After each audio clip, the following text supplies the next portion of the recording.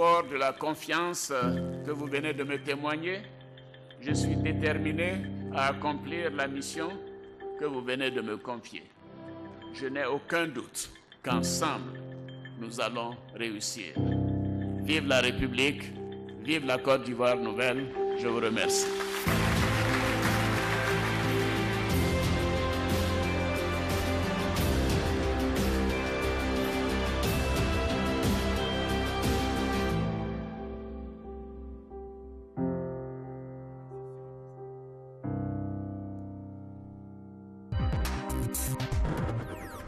Madame, Monsieur, bonjour, merci de nous retrouver. C'est toujours avec grand plaisir que nous on vous retrouve dans le cadre de cette matinale. Et vous le savez, nous démarrons par de la cuisine. Ce sont de braves personnes, hein, des hommes, des femmes qui se réveillent très tôt et qui nous concoctent des mets très originaux. Chacun d'entre eux a sa spécificité. Elle, c'est l'une de nos vedettes. Hein. On l'appelle affectueusement Madame Soumbara. Elle s'appelle Rachel Kambou. Elle a choisi de mettre en exergue les produits que nous avons ici en Côte d'Ivoire. Notamment, elle a une attirance particulière pour le Soumbara et puis pour le beurre de karité. Cela dit, elle fait quelquefois des infidélités au Soumbara et au beurre de karité. Et aujourd'hui, elle va nous parler de l'anarcade. Très bien. Madame, bonjour. Bonjour, Mariam. Merci d'être là. Merci à vous de me recevoir. Mariam, il y a une petite... normalement, aujourd'hui, je devais être à 100% heureuse parce que Dieu m'a donné le souffle de vie, mais j'ai 10% de tristesse. Parce qu'il faut le dire, il faut alerter. Vous faites un travail colossal. Il va falloir que les Ivoiriennes, bon, je m'adresse aux femmes de Côte d'Ivoire, il faut qu'elles prennent le destin de leur mari, la famille tout entière en main. Parce que c'est nous qui concoctons les repas, c'est nous qui préparons. Donc vraiment que le massacre s'arrête. Parce que si nos maris meurent aujourd'hui, j'ai perdu 2 frères, 2 partenaires à qui je dis, vraiment qu'ils reposent en paix. Donc je m'adresse aux femmes pour leur dire de faire des plats, comme tu l'as dit, à base avec nos produits locaux que nous avons, qui sont riches, qui sont nutritifs, qui apportent à l'organisme de l'homme une santé parfaite, il n'y a pas de doute là-dessus. Mais pourquoi ne pas proposer des plats de qualité? Donc vraiment, je lance, c'est comme un cri de cœur. Je lance, je suis écœurée et je dis aux femmes de Côte d'Ivoire d'arrêter de tuer les frères, les maris. Voilà. Vous êtes un peu dur ce matin? Oui, parce que en fait, ça me fait mal. Hein, ça me fait mal quand je marche. Et elle les tue en quoi faisant? Mais si vous proposez des plats, la quantité, au lieu de proposer la qualité, vous savez que tous les matins, on se brosse, on se lave, on se soucie de l'extérieur, de l'hygiène de l'extérieur. Mais pourquoi on ne se soucie pas de l'hygiène intérieure? Parce que c'est ce que tu manges qui te tue ou qui te soigne. Parce que là, il faut faire de notre alimentation notre médecine. C'est à ce prix-là qu'il y aura moins de diabétiques, moins d'hypertendus. La colopathie aujourd'hui fait rage. Tout ça, c'est pas parce qu'on mange mal, on mange tard, on a une mauvaise alimentation et puis on mange beaucoup gras. Nous sommes dans un pays tropical. Il faut pouvoir consommer nos produits locaux qui, pour moi, je suis convaincue que nous avons les meilleurs produits africains. Donc, il faut les valoriser. Très bien. Donc, et la noix de l'anarcade en fait partie? Oui, l'anarcade que nous avons. Tu sais que nous sommes, au niveau de l'anarcade, nous sommes premiers producteurs africains, avec 700 000 environ de tonnes cette année. Nous sommes 2e producteur mondial et premier exportateur mondial. Donc, on ne peut pas avoir l'anarcade chez nous, en Côte d'Ivoire, et puis ne pas valoriser ça. Voilà, donc... Alors, l'anarcade, à l'état brut, ressemble à quoi? Voici l'anarcade. L'anarcade, c'est un fruit. Quand vous mangez, vous avez cette noix. À partir de cette noix, nous avons... Alors, c'est un fruit, c'est-à-dire... C'est un fruit. À l'état brut, est-ce qu'on le mange? Oui, on le mange. À l'état brut? Oui. On le donne comment? Comment intéresser un enfant ou un adulte à l'anarcade? Parce que le fruit, il est succulent, il est sucré, il est doux. Il ressemble à quoi? Il ressemble à une noisette? Non. Comme une mangue. Comme une mangue? Oui, comme une mangue. Et puis au bout, vous avez ça. Donc vous attrapez ça et puis vous mangez. Voilà, quand vous mangez, vous avez cette noix. Ça, c'est le noyau? Oui, ça c'est la noix qui est au bout. Voilà, qui est au bout. Voilà, donc quand vous avez cette noix, dans cette noix, à partir de cette noix, vous avez des amandes qu'on appelle les noix de cajou. Voilà, les noix de cajou que j'ai eu grâce à Ali Massoumao, voilà, qui a permis que j'ai ces noix et qui m'a aidé, voilà, pour avoir la pâte. Donc, à partir de la noix de cajou, vous pouvez faire toutes sortes de recettes. À partir de la noix de cajou. Alors, cette noix, on dirait qu'elle est grillée, c'est ça? Oui, elle est grillée. La noix, elle est blanche. Donc, quand vous prenez ces noix, vous les grillez. Et quand vous grillez, vous allez obtenir de la pâte, comme la pâte d'arachide, tout simplement. Donc, c'est grillé, écrasé. Et grillé et écrasé. Voilà. Et quand vous avez la pâte, vous pouvez faire beaucoup de sauces, dont 2 sauces que je présente là. Habituellement, on connaît la sauce d'art avec la pâte d'arachide. Donc aujourd'hui, moi, je vous présente la sauce d'art avec la pâte de noix de cajou. Voilà. Les feuilles qui sont bonnes pour la santé, digestive, tout ça. Avec du poulet fumé. Voilà. Et de l'autre côté, vous avez une sauce noix de cajou. Voilà, vous avez la sauce. C'est vrai que ça ressemble à... On ne sait pas si c'est la sauce pistache. Oui, ça ressemble un peu pistache. Mais au goût aussi, ça ressemble un peu. Non, la noix de cajou, elle a son goût. Son goût est particulier. Ce n'est ni pistache, ni arachide. C'est la pâte de la noix de cajou, avec son odeur. Mais on n'est pas déçu en goûtant parce que, Pas en du théorie, tout. quand on regarde la sauce, on pense à la sauce arachide ou à de la sauce de pistache. Non. Mais on n'est pas déçu. Non, on n'est pas déçu. Le goût est différent, mais on est n'est différent. pas déçu. Oui, et puis c'est très doux. D'accord. Oui, c'est très doux. Donc là, vous avez. Et ça la coûte pas sauce. cher Non. la pâte, le kilo ou le demi-kilo? Non. C'est comme l'arachide, c'est la même proportion de Oui, prix? c'est la même, voilà, c'est dans la même fourchette de prix. D'accord. Voilà, donc au niveau de la Côte d'Ivoire, on se bat pour que on élimine la cherté de la vie. Donc on peut avoir ça.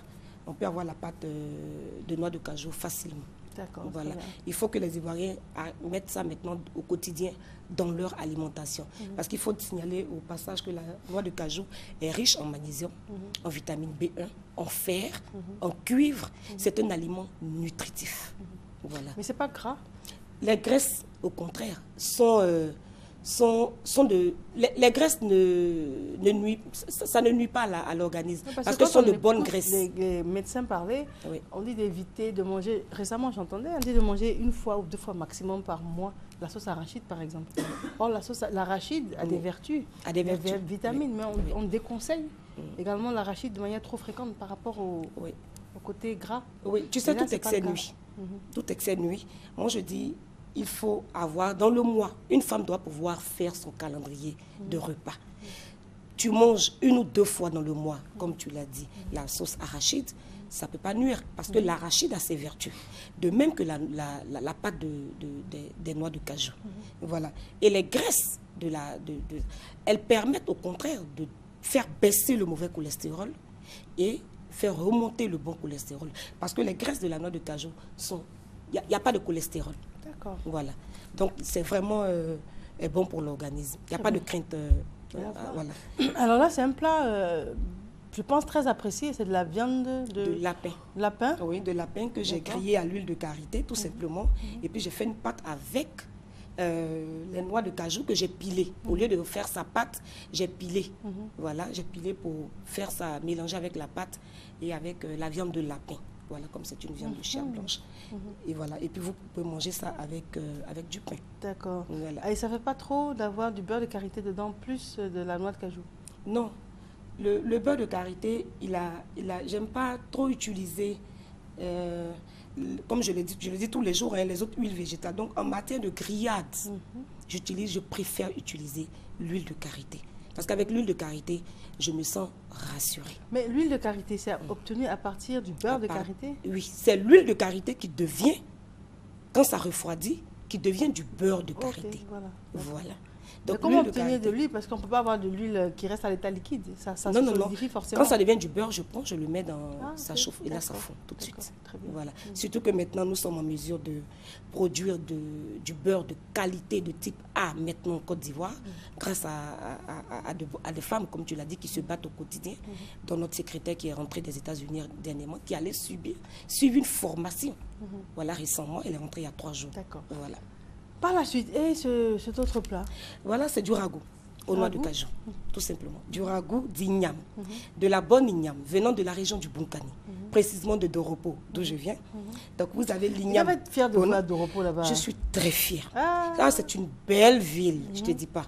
Non, mais là-bas, les habitants On doit être content. Hein? Oui, grâce à vous, Doropo commence. Oui, Doropo, c'est une très belle ville qui est une ville de l'avenir. Je te dis pas. Là, notre route est en train d'être goudronnée, je te dis pas. Hein. Après Doropo, c'est le Burkina. Donc, c'est un carrefour. C'est par là que tout devient émergent. Oui. D'accord. Le train est là, donc on va monter dans le train de l'émergence. Donc, c'est du ragoût d'igname, tout simplement, avec de la viande de poulet fumée que j'ai fait avec des noix de cajou. Voilà, des noix de cajou. Et il faut signaler que c'est original comme mélange, cajou et puis pomme de terre. Oui, avec de l'igname. De l'igname, pardon. Voilà, tu fais ton ragoût, comme on le fait, de manière... tout le monde sait faire le ragoût d'igname. Et j'ai pris les noix de cajou que j'ai ajoutées. Mais c'est pas écrasé, hein, non, pas écrasé. Je vois que c'est un morceau. Oui, c'est un morceau. Concassé juste. Oui, c'est concassé. C'est pas écrasé. Très bien. Maintenant, l'accompagnement, bien sûr, des sauces. Je vois du riz. Ça peut être le thau. Tu peux manger les feuilles là. Avec du riz tu aussi. peux manger avec le thau, le riz. Bon, j'ai préféré présenter le riz local. Je tiens à le préciser. Pourquoi? Le riz local. Je suis locale, je suis made in Côte d'Ivoire et je suis là. Nous avons assez de bas-fonds en Côte d'Ivoire pour ne pas mettre à profit ces bas-fonds-là. Donc moi, je suis pour qu'on puisse valoriser très bien le riz de Côte d'Ivoire. Quand je regarde vos boucles d'oreilles, c'est quoi? Ce sont des graines de néré séchées? Ah, je ne sais pas. Elle est tellement nature. Là, c'est ivoirien. Voilà, c'est les femmes qui le font avec des perles qu'elles trouvent sur le marché. D'accord, donc je parle des boucles d'oreilles. Hein. Donc je pense que le public regarde également les boucles d'oreilles qu'elle a. Voilà, qui fait africain. Non, c'est très africain. Je pensais que c'était des graines de néré séchées. Non. Non, c'est pas ça. Ça ressemble à ça, mais c'est pas ça. Bamba, un des cadreurs, est en train de faire un gros plan sur vos boucles d'oreilles. Ouais. Non, il faut qu'on voit parce qu'elle est très, très, très, très nature, très, très, très roots. Ouais. Et puis, ben, c'est parfait. Hein. Oui, oui. Et là, vous avez comme jus, le jus de tamarine. Tu sais que quand quelqu'un... Oh là là, voilà tes jolies boucles d'oreilles. Non, c'est pas du néré séché. Non, c'est pas du néré séché. Bientôt, peut-être qu'on va prendre les amandes de karité, pourquoi pas, pour en faire des perles. Mais oui, voilà. Mais il suffit que tu viennes avec sur le plateau, comme tu sais faire là, en t'enduisant le beurre de karité. Tout à fait. Et puis avec un truc comme ça, là, tu mets en valeur, puis c'est fini, c'est parti. Hein. Oui, oui. Tout à fait. Oui, il faut qu'on soit fiers d'être africaine. Voilà, partout nous sommes.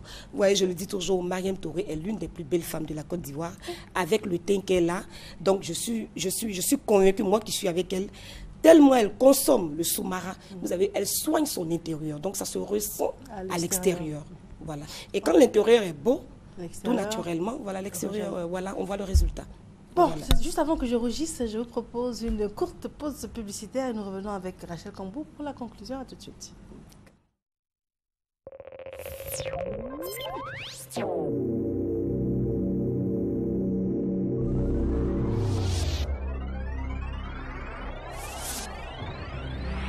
Sous la présidence de M. Daniel Cablon-Duncan, Premier ministre, ministre de l'économie, des finances et du budget, le ministère des Eaux et Forêts organise les états généraux de la forêt, de la faune et des ressources en eau du 16 au 19 novembre 2015. Ivoiriennes, Ivoiriens, habitants de la Côte d'Ivoire, mobilisons-nous pour la sauvegarde de la forêt, de la faune et des ressources en eau. Notre avenir commun. Protégez-vous et protégez les autres contre la tuberculose. Si vous toussez ou éternuez, couvrez-vous la bouche et le nez avec un mouchoir. Jetez le mouchoir déjà utilisé dans la poubelle. Toussez ou éternuez dans le haut de votre manche, mais pas dans vos mains. Lavez-vous les mains avec de l'eau et du savon. Informez ou avertir que vous toussez lorsque vous vous présentez au poste d'accueil du centre de santé. Le diagnostic et le traitement de la tuberculose restent gratuits en Côte d'Ivoire. Si les masques sont disponibles, on peut vous demander de porter un masque si vous toussez ou éternuez.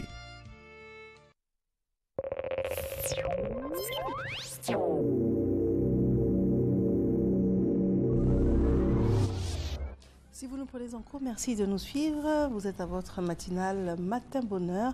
Notre invitée pour la rubrique Petit-Déj est Mme Rachel Kambou. Et c'est une passionnée de cuisine, vous l'avez bien compris, et elle souhaite mettre en exergue les produits ivoiriens. Aujourd'hui, elle a choisi de nous parler de l'anarcade sous toutes ses formes, avec différents plats à base d'anarcade, le produit brut, le produit transformé, et puis jusque dans nos assiettes.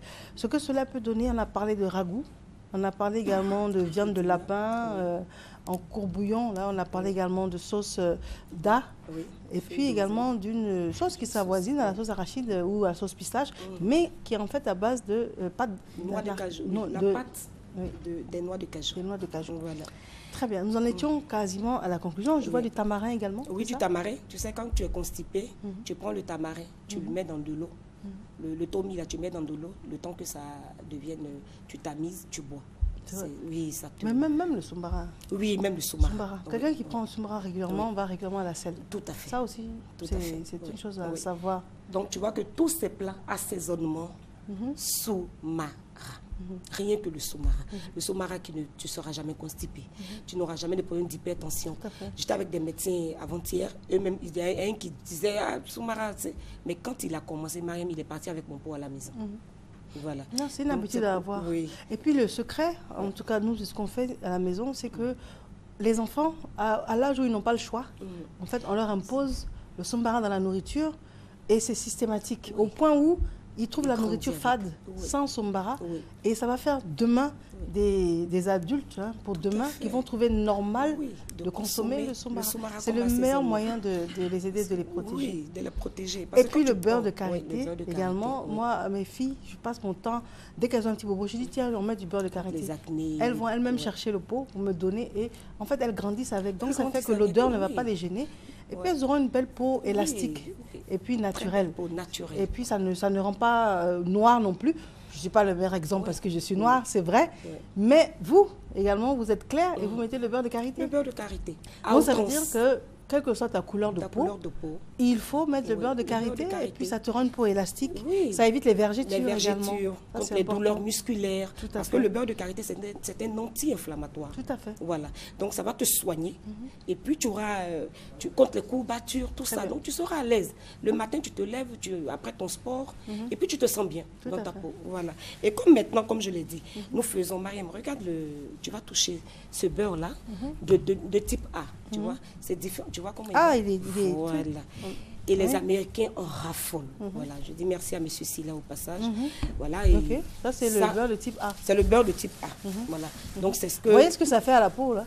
Alors, avec ça, vous ne pouvez avoir qu'une peau élastique, bien protégée. Ça. Tout à fait. Tout à fait. Voilà. C'est une très belle peau. Oui. Donc, nous, avec le beurre de karité aussi, Mariam, tu vois, c'est du savon du savon à base de karité. À base de karité. Voilà, avec du miel.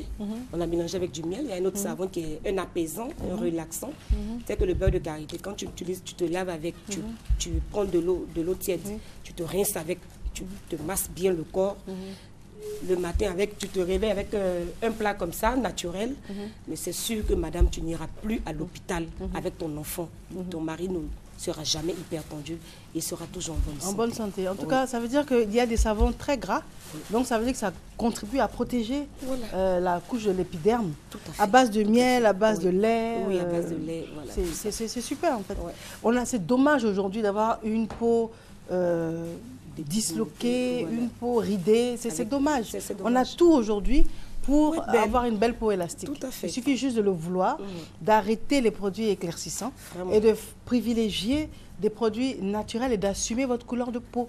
Et si un monsieur vous dit que vous n'êtes pas belle dans votre couleur naturelle, dites-lui tant pis, il ira seul au cimetière parce que ça mène au cimetière. Oui, ça mène au cimetière, ça donne le cancer de la peau. Tumeur. Moi, je vois des filles, elles deviennent vertes. C'est horrible. Voilà, tu commences vers la fin, tu commences à devenir verte. Tout à fait. Et tu as la peau qui se desquame comme ça et ça cicatrise plus. Voilà. Et en plus, les hommes, les mêmes hommes là, ils disent que la femme sent mauvais. Oui, voilà.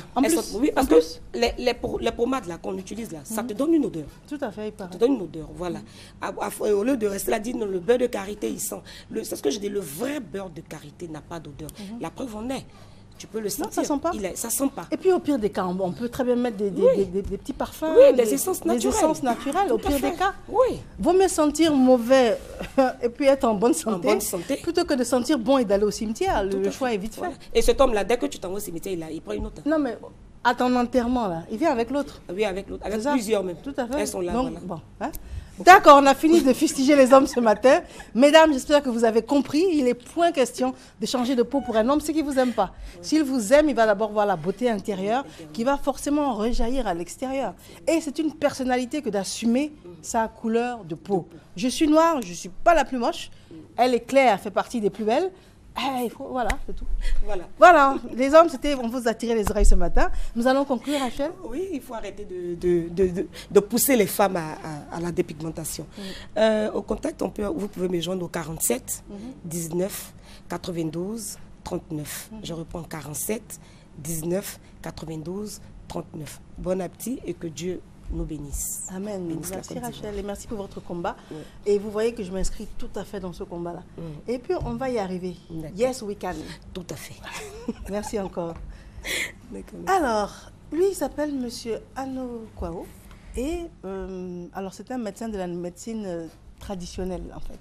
C'est ça. C'est cela. Alors, la spécificité, c'est de nous soigner à travers le patrimoine que nous avons également, à travers les plantes. C'est ça. Très bien. Et aujourd'hui, quelle est la pathologie à laquelle vous vous attaquez? Aujourd'hui, spécialement, nous allons parler de la faiblesse sexuelle, comment traiter la faiblesse sexuelle avec les plantes traditionnelles. C'est un thème vraiment crucial que beaucoup trouvent souvent tabou, mais on se retrouve face à notre destin dans le foyer. Et quand il s'agit de cela, il y a un problème. Parce que, imaginez, 1000 mariages, 90 000 divorces. Quand c'est comme ça, il y a un problème. Il faut aider les mariés à pouvoir vaincre ce problème qu'ils ont. Donc ça veut dire que c'est un problème récurrent aujourd'hui. C'est un problème récurrent. La faiblesse sexuelle. La faiblesse sexuelle. La faiblesse sexuelle. Quand on parle de faiblesse sexuelle, ça se dit chez un homme ou bien un homme qui n'arrive pas à parvenir à l'érection normale ou à la maintenir assez longtemps pendant le coït, pendant les rapports sexuels. D'accord, donc ça veut dire que la femme n'est pas atteinte de faiblesse sexuelle. Ça la femme a la faiblesse sexuelle, on appelle ça la frigidité. La femme a la frigidité et cette frigidité... La frigidité, ça veut dire quoi? Elle n'a pas de plaisir ou bien... Elle n'arrive pas à atteindre son orgasme. Elle n'arrive pas totalement à être satisfaite aussi, quels que soient les rapports qu'elle a. Donc on appelle cela frigidité. Et cette frigidité a beaucoup d'origines.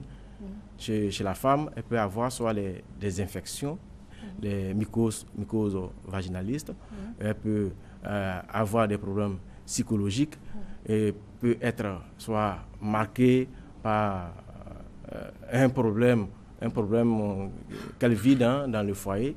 Mais c'est le monsieur qui s'y prend mal aussi. Oui, soit le monsieur se prend mal, ou soit aussi la femme aussi a des problèmes.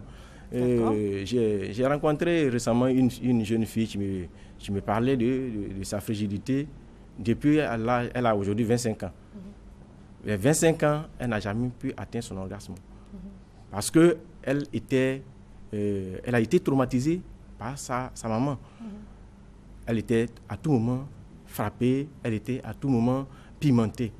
À force d'être pimentée, soit dans la partie pimentée, intime, ça veut dire quoi? mettre le piment soit dans la partie génitale ou soit dans les yeux. Et cette femme a été formée comme ça et elle ne ressent plus rien. Oui. Donc cette frigidité a beaucoup d'origines. Mais quand nous parlons de la faiblesse sexuelle chez l'homme, cette faiblesse sexuelle peut avoir des impacts au niveau du foyer et faire de telle sorte que l'harmonie ne règne pas totalement dans le foyer. Surtout que maintenant, c'est favoriser le fait de ne pas avoir de rapport avant le mariage. Bon, dans une certaine mesure, c'est encore privilégié. Mais vous imaginez si à la nuit de noces, les deux regardent le plafond jusqu'au matin, c'est sûr que c'est démotivant. Oui, là, c'est pas intéressant. C'est pas du tout intéressant, c'est compliqué. La raison pour laquelle moi, je souhaite que les psychologues, les hommes, comment dire, les sociologues, ceux qui font la sociologie, du côté soit de la sexologie, ces personnes puissent agir dans ce sens et aussi les conseiller, qu'il y ait aussi assez de conseillers pour pouvoir donner des conseils à nos mamans dans les foyers, parce que quand c'est comme ça agit, c'est pas bon. Donner des conseils, ça veut dire quoi? Qu'elle se soigne ou bien que le mari se soigne? Bon, j'imagine, dans le temps d'Oufoué, du président Oufoué, on avait au programme à l'école un cours du nom de périculture. Périculture, au cours de ce cours de périculture, on donnait des conseils aux jeunes filles pour savoir comment se prendre. Nous, les garçons ne le faisaient pas. Mais aujourd'hui, j'ai remarqué que ces cours n'existent plus. Or, la femme se retrouve dans le foyer face à son destin avec son homme. S'il y a un problème, qu'est-ce qu'il faut? Il n'y a pas de cours pour cela. À qui se référer? Peut-être à la mère, à sa mère. Bonsoir, à sa mère. Bon, des fois aussi. Oui, bien sûr. Et si la mère aussi n'a pas cette capacité aussi de donner les conseils. Or, le garçon n'en sait pas plus, ni la femme. Les deux sont là, ils ont l'habitude, ils ont l'envie de vraiment se marier. Problème, mais ils ont envie de se marier. Et vous avez la solution avec les plantes? Oui, effectivement, il y a la solution avec les plantes, mais il faut passer par les conseils, il faut passer par la psychologie, il faut passer par... les deux doivent se parler. Les deux doivent se parler d'abord. Bon, maintenant, avec les plantes, nous avons, par exemple, l'Euphorbia hirta. Ah oui, j'aime bien ce nom-là.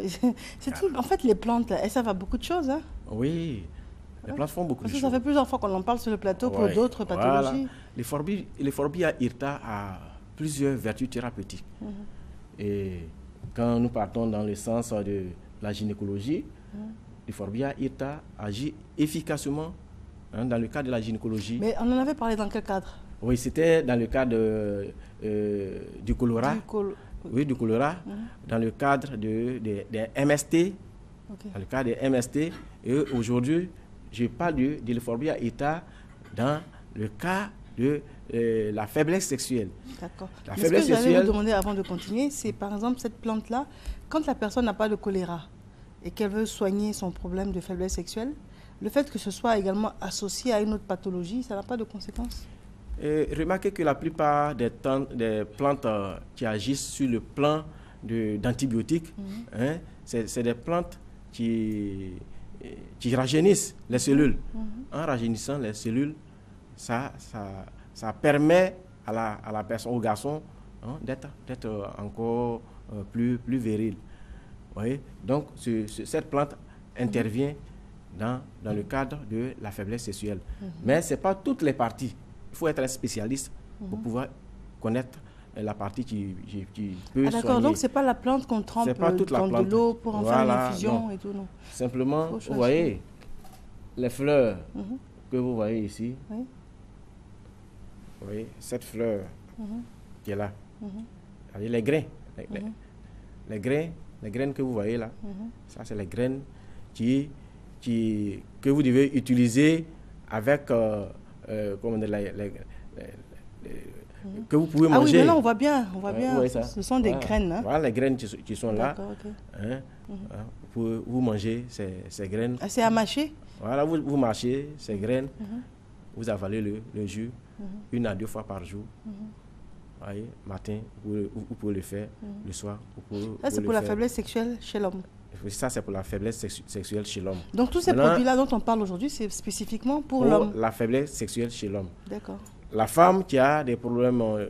de frigidité? De perte blanche. De perte blanche. De perte blanche, l'utilise avec les graines que nous connaissons, les graines de palmier. Les graines que nous cassons de palmier. Vous mangez avec ces graines. Là, ça traite directement les cas comment dirais-je, d'MST chez la femme, les cas de perte blanche. Ou bien vous pouvez faire bouillir une botte de racines de papaye. Papaye mâle. Papaye mâle, une botte de racines de papaye mâle. Vous faites bouillir la botte, vous buvez un demi-verre 2 fois par jour. Papaye mâle, spécifiquement mâle. Oui, ça traite. Je ne savais même pas qu'il y avait papaye mâle et femelle. Papaye mâle, il y a le femelle et il y a le mâle. Et la femelle a des fleurs. Par contre, le mâle n'a pas de fleurs. Donc, on peut, ça c'est la deuxième recette. On peut croquer aussi. J'ai envoyé ici, vous voyez, le petit cola que tout le monde connaît. Le petit cola, vous pouvez croquer 1 heure du temps. Vous pouvez sortir le sachet parce que je n'ai pas l'impression de reconnaître. Voilà, c'est ça. Voilà. Attends, je vais tirer ça comme ça. Oui. Et vous montrer. Les enfants vendent le petit cola partout. Voilà le petit cola qui est là. Sur la rue. D'habitude, on les voit. Voilà, au bord, sur la rue, je dépose ça comme ça. Voilà le petit cola qui est là. Vous croquez 30 minutes ou bien 1 heure de temps avant les rapports. Ça vous donne la force. C'est comme du Viagra? Ça agit, ça agit comme un aphrodisiaque. Okay. Mais vous savez, la faiblesse sexuelle en tant que telle. Attendez, je suis sûr qu'il y a beaucoup d'hommes qui n'ont pas bien vu. Vous pouvez pousser votre sachet. Voilà.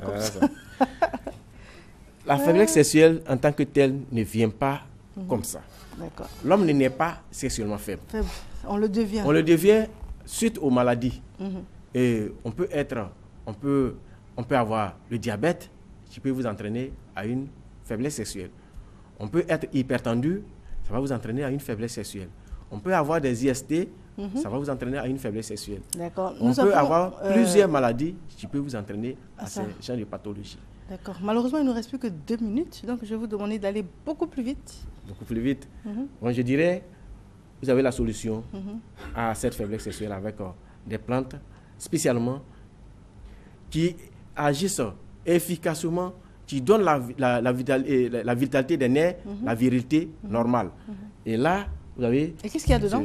Bon, là, on dirait du bois. Oui, c'est composé de 5 plantes. Okay. Quelle que soit la situation, même si ça a une impuissance sexuelle... Ce sont des plantes, c'est pas du bois? Oui, c'est des plantes. Hein. Il y a des racines. Et puis, racines, voilà. Même si c'est une impuissance sexuelle, ça relève la personne. Bon, maintenant, la femme, comme l'homme, a besoin de lubrifiant. Vous avez ce lubrifiant naturel que je vais vous laisser. C'est à base de beurre de karité. Beurre de karité. Encore le beurre de karité. Beurre de karité et sauces. de plantes qui permet... C'est un lubrifiant. Oui, c'est un lubrifiant que le couple peut utiliser à la maison. Ça mène l'harmonie dans le foyer. Il y a du miel dedans. Voilà, il y a du miel avec un peu de miel, du beurre de karité. Et le couple utilise... Mais tout ça, est-ce que c'est bon pour l'hygiène de la femme? Parce que, par définition, c'est des choses qu'elle met en elle.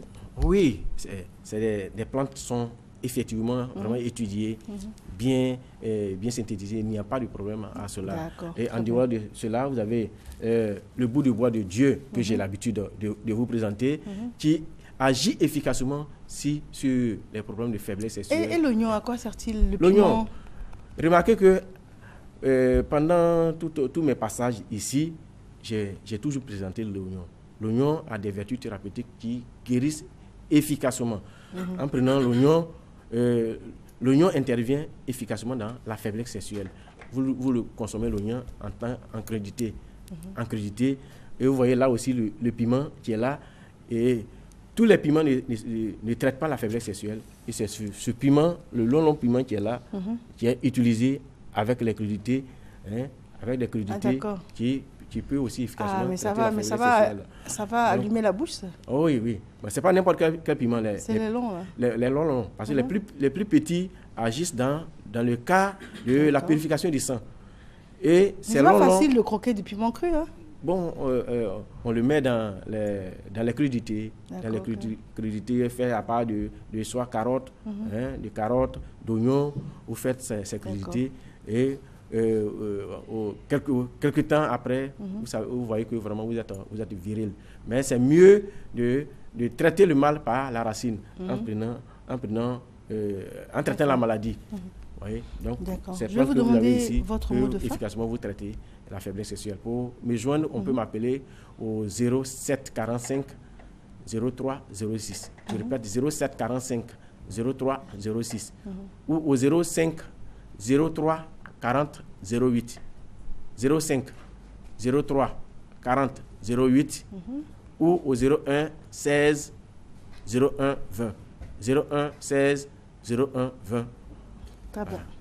Monsieur Anokwao, c'était la rubrique santé et bien-être, notre personne ressource, et nous parlions donc de comment traiter la faiblesse sexuelle avec les plantes. On vous remercie d'être venu. Il y a un téléphone qui sonne sur le plateau. Bon, c'est bon signe, ça veut dire que les gens suivent. Très bien, je vous remercie en tout cas d'être venu sur notre plateau et on vous dit à bientôt. Merci beaucoup. Nous avons un élément de transition à la discrétion de la réalisatrice qui s'appelle Christelle Aboussa et qui a 1 an de plus aujourd'hui. À tout à l'heure.